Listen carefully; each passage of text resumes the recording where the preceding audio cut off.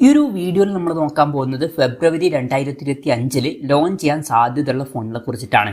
അപ്പം ആദ്യം നമ്മൾ അസ്യൂസിന്റെ കാര്യം പറയുകയാണെന്നുണ്ടെങ്കിൽ അസ്യൂസ് സെൻഫോൺ 12 അൾട്ര എന്നുള്ള സ്മാർട്ട് ഫോൺ ഫെബ്രുവരി 6 ഗ്ലോബൽ മാർക്കറ്റിൽ ലോഞ്ച് ചെയ്യാൻ പോകുന്നുണ്ട്. അപ്പം ഫ്ലാഗ്ഷിപ്പ് ലെവലിൽ വരുന്ന ഫോണായിരിക്കും ഇത്. 6.78 ഇഞ്ചിന്റെ full HD plus AMOLED display ഇതിൽ വരും. 120 ഹെർട്സിന്റെ റിഫ്രഷ് റേറ്റ് സപ്പോർട്ട് ചെയ്യും. സ്നാപ്ഡ്രാഗൺ 888 എന്നുള്ള ഫ്ലാഗ്ഷിപ്പ് പ്രോസസർ വരുന്നതായിരിക്കും. 50+, 32+, 13 മെഗാ പിക്സൽ ട്രിപ്പിൾ ക്യാമറ സെറ്റപ്പും 32 മെഗാ പിക്സൽ സെൽഫി ക്യാമറ ഒക്കെ വരുന്നതായിരിക്കും. 5800 mAh ബാറ്ററിയും 65 വാട്ടിന്റെ ഫാസ്റ്റ് ചാർജിംഗ് സപ്പോർട്ടും 15 വാട്ടിന്റെ വയർലെസ് ചാർജിംഗ് സപ്പോർട്ടൊക്കെ ഇതിൽ വരുന്നതായിരിക്കും. ഫെബ്രുവരി 6 ഈ സ്മാർട്ട് ഫോൺ ലോഞ്ച് ചെയ്യാൻ പോകുന്നത്. ഗ്ലോബൽ മാർക്കറ്റിലായിരിക്കും ഈ ഫോൺ ലോഞ്ച് ചെയ്യുക. ഏകദേശം ഇതേ ഫീച്ചേഴ്സുമായിട്ട് ASUS ROG Phone 9 സീരീസും ലോഞ്ച് ചെയ്തേക്കാം. പിന്നെ ഇൻഫിനിക്സിന്റെ നോട്ട് 50 സീരീസ് ചിലപ്പം ഫെബ്രുവരിയിൽ ഇന്ത്യൻ മാർക്കറ്റിൽ ലോഞ്ച് ചെയ്തേക്കാം. ഫീച്ചേഴ്സിനെ പറ്റിയിട്ടുള്ള കാര്യങ്ങളൊന്നും പറയാൻ കഴിഞ്ഞിട്ടില്ല. എന്നാലും അത്യാവശ്യം കുറഞ്ഞ പ്രൈസ് റേഞ്ചിൽ വരുന്ന ഫോണായിരിക്കും ഇത്. പിന്നെ ടെക്നോയുടെ കേർവ് ഡിസ്പ്ലേയുമായിട്ട് വരുന്ന ടെക്നോ കർവ് 5G എന്ന ഫോണും ചിലപ്പം ഫെബ്രുവരിയിൽ ഇന്ത്യൻ മാർക്കറ്റിൽ ലോഞ്ച് ചെയ്തേക്കാം. ഈ ഒരു ഫോണിന്റെ വില ഒരു 15,000 രൂപ പ്രൈസ് റേഞ്ചിലൊക്കെ ആയിട്ട് നമുക്ക് എക്സ്പെക്ട് ചെയ്യാവുന്നതാണ്. ഫീച്ചേഴ്സിനെ പറ്റിയിട്ടുള്ള കൂടുതൽ കാര്യങ്ങൾ പറയാൻ കഴിഞ്ഞിട്ടില്ല. പിന്നെ മിക്കവാറും ഇന്ത്യൻ മാർക്കറ്റിൽ വിവോ V50 എന്നുള്ള സ്മാർട്ട് ഫോൺ ഫെബ്രുവരിയിൽ ലോഞ്ച് ചെയ്യുന്നതായിരിക്കും. അപ്പം ഇതിൽ 6.6 ഇഞ്ചിന്റെ 1.5K റെസൊല്യൂഷനിൽ വരുന്ന അമോലെഡ് ഡിസ്പ്ലേ വരും. 120 ഹെർട്സിന്റെ റിഫ്രഷ് റേറ്റ് സപ്പോർട്ട് ചെയ്യുന്നതായിരിക്കും. സ്നാപ്ഡ്രാഗൺ 7 Gen 3 എന്ന പ്രോസസർ വരും.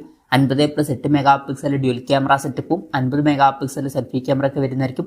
6000 mAh ബാറ്ററിയും 90 വാട്ടിന്റെ ഫാസ്റ്റ് ചാർജിംഗ് സപ്പോർട്ടൊക്കെ വരുന്നതായിരിക്കും. ഈ ഒരു ഫോണിന്റെ വില ഒരു 35,000 to 40,000 രൂപ പ്രൈസ് റേഞ്ചിലായിട്ട് വന്നേക്കാം.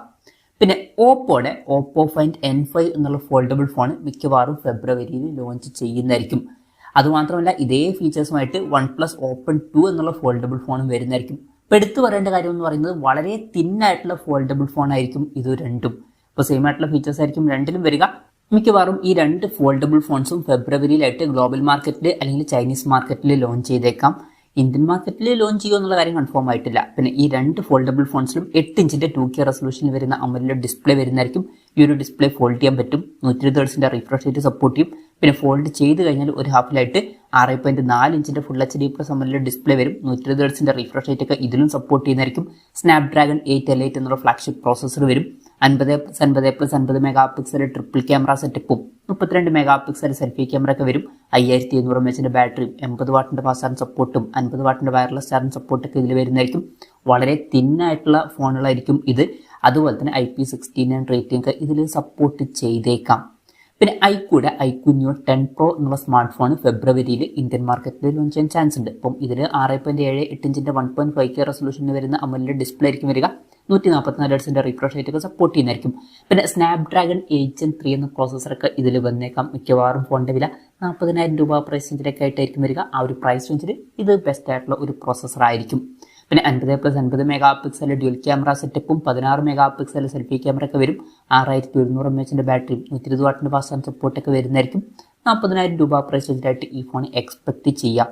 പിന്നെ iQOO Neo 10R എന്നുള്ള സ്മാർട്ട് ഫോൺ ഓൾറെഡി ഇന്ത്യൻ മാർക്കറ്റിൽ ടീസ് ചെയ്തിട്ടുണ്ട്. മിക്കവാറും ഫെബ്രുവരിയിൽ ഈ ഫോൺ ഇന്ത്യൻ മാർക്കറ്റിൽ ലോഞ്ച് ചെയ്യുന്നതായിരിക്കും. അപ്പം ഇതിലും 6.78 ഇഞ്ചിന്റെ 1.5K റെസൊല്യൂഷൻ വരുന്ന അമോലെഡ് ഡിസ്പ്ലേ തന്നെ ആയിരിക്കും വരിക. 144 ഹെർട്സിന്റെ റിഫ്രഷ് റേറ്റ് ഒക്കെ സപ്പോർട്ട് ചെയ്യും. സ്നാപ്ഡ്രാഗൺ 8S Gen 3 എന്ന പ്രോസസർ ആയിരിക്കും ഇതിൽ വരിക. 30,000 രൂപയ്ക്ക് താഴെയായിരിക്കും ഈ ഫോണിന്റെ വില വരിക. ആ ഒരു പ്രൈസ് റേഞ്ചിൽ ഇത് വളരെ മികച്ചൊരു പ്രോസസർ തന്നെയാണ്. പിന്നെ 50+8 മെഗാ പിക്സൽ ഡ്യുവൽ ക്യാമറ സെറ്റപ്പും 16 മെഗാ പിക്സൽ സെൽഫി ക്യാമറ ഒക്കെ വരുന്നതായിരിക്കും. 6400 mAh ബാറ്ററിയും 80 വാട്ടിന്റെ ഫാസ്റ്റ് ചാർജിംഗ് സപ്പോർട്ടൊക്കെ ഇതിൽ വരും. ഈ ഒരു ഫോണിന്റെ വില നമുക്ക് ഒരു 30,000 രൂപ പ്രൈസ് റേഞ്ചിലായിട്ട് എക്സ്പെക്ട് ചെയ്യാം. പിന്നെ റിയൽമിയുടെ റിയൽമി GT70 എന്ന സ്മാർട്ട് ഫോൺ ഫെബ്രുവരിയിൽ ഇന്ത്യൻ മാർക്കറ്റിൽ ലോഞ്ച് ചെയ്യാൻ ചാൻസ് ഉണ്ട്.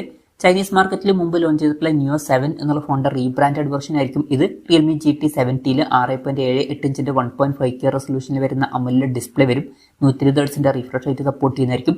MediaTek Dimensity 9300+ എന്ന പ്രോസസർ വരും. 50+8 മെഗാ പിക്സൽ ഡ്യുവൽ ക്യാമറ സെറ്റപ്പും 16 മെഗാ പിക്സൽ സെൽഫി ക്യാമറ ഒക്കെ വരുന്നതായിരിക്കും. വളരെ കൂടിയ 7000 mAh ബാറ്ററിയും 80 വാട്ടിന്റെ ഫാസ്റ്റ് ചാർജിംഗ് സപ്പോർട്ടൊക്കെ ഇതിൽ വരും. ഈ ഒരു ഫോണിന്റെ വില നമുക്ക് ഒരു 30,000 രൂപ പ്രൈസ് റേഞ്ചിലൊക്കെ ആയിട്ട് എക്സ്പെക്ട് ചെയ്യാവുന്നതാണ്.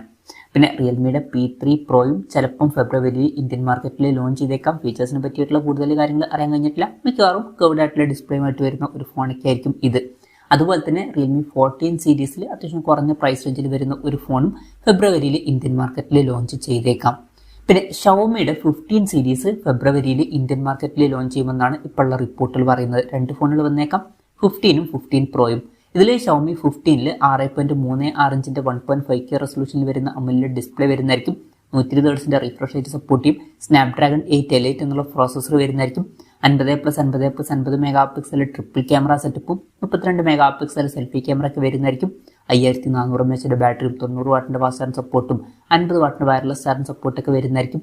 വില നമുക്ക് ഒരു 60,000 രൂപ പ്രൈസ് റേഞ്ചിലേക്കായിട്ട് എക്സ്പെക്ട് ചെയ്യാവുന്നതാണ്. പിന്നെ ഷവോമി 15 Proയിൽ 6.73 ഇഞ്ചിന്റെ 2K റെസൊല്യൂഷനിൽ വരുന്ന അമോലെഡ് ഡിസ്പ്ലേ വരുന്നതായിരിക്കും. 120 Hz റിഫ്രഷ് റേറ്റ് സപ്പോർട്ട് ചെയ്യും. സ്നാപ്ഡ്രാഗൺ 8 Elite എന്നുള്ള ഫ്ലാഗ്ഷിപ്പ് പ്രോസസ്സർ തന്നെ ഇതിൽ വരും. 50+50+50 മെഗാ പിക്സൽ ട്രിപ്പിൾ ക്യാമറ സെറ്റപ്പും 32 മെഗാ പിക്സൽ സെൽഫി ക്യാമറ ഒക്കെ വരുന്നതായിരിക്കും. 6100 mAh ബാറ്ററിയും 90 വാട്ടിന്റെ ഫാസ്റ്റ് ചാർജിംഗ് സപ്പോർട്ടും 50 വാട്ടിന്റെ വയർലെസ് ചാർജിംഗ് സപ്പോർട്ടൊക്കെ എക്സ്പെക്ട് ചെയ്യാവുന്നതാണ്. ഒരു 75,000 രൂപ പ്രൈസ് റേഞ്ചിലേക്കായിട്ട് ഈ ഫോൺ വന്നേക്കാം. പിന്നെ റെഡ്മി 14 5G എന്ന സ്മാർട്ട് ഫോണും ചിലപ്പം ഫെബ്രുവരിയിൽ ഇന്ത്യൻ മാർക്കറ്റിൽ ലോഞ്ച് ചെയ്തേക്കാം. അത്യാവശ്യം കുറഞ്ഞ പ്രൈസ് റേഞ്ചിൽ വരുന്ന ഒരു 5G ഫോൺ ആയിരിക്കും. ഒരു 10,000 to 12,000 രൂപ പ്രൈസ് റേഞ്ചിലേക്കായിട്ട് ഈ ഫോൺ എക്സ്പെക്ട് ചെയ്യാം. ഫീച്ചേഴ്സിനെ പറ്റിയിട്ടുള്ള കാര്യങ്ങൾ പറയാൻ കഴിഞ്ഞിട്ടില്ല.